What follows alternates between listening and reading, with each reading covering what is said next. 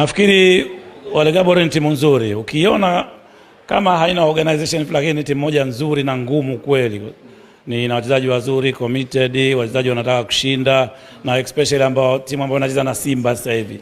Hata ukuta watoto wadogo kama hivyo wanaleta challenge. Kwa hivyo ni timu ambayo inajaribu kucheza mpira, hakuwa na mbinu zaidi tu, lakini nafikiri ni timu nzuri. Kwa walikuwa wanaonyesha ile intensity yao.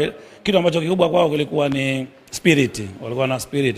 Lakini walikuwa ni timu ambayo inacheza mpira.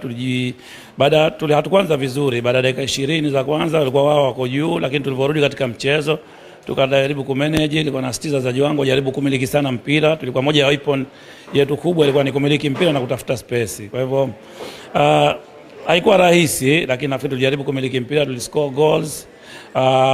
Tuenda half time tuna 1-0. Ile ni big advantage kwa kwetu, ilikuwa kufuta goal mapema. Kuna watu walikuwa nafikiri labda mimi nitafeli.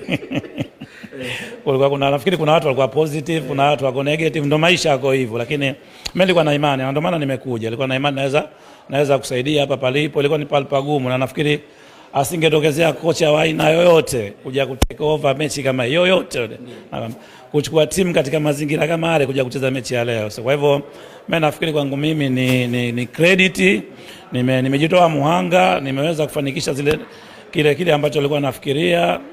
Looking forward, I'm happy. Ni ngumu kucheza bila mashabiki? Kwa kiasi kikubwa mno. Pia nafikiri ndio kitu ambacho pia kilikuwa kinawapa nguvu wale opponent wetu, kwa sababu walikuwa wanaonekana wana nguvu, kwa sababu shabiki ni mchezaji wa 12, sio? Ukimpata na kwa jinsi ninavyojua Simba wanavyokuwa na shabiki, mimi nafikiri wale wangekufuata 4.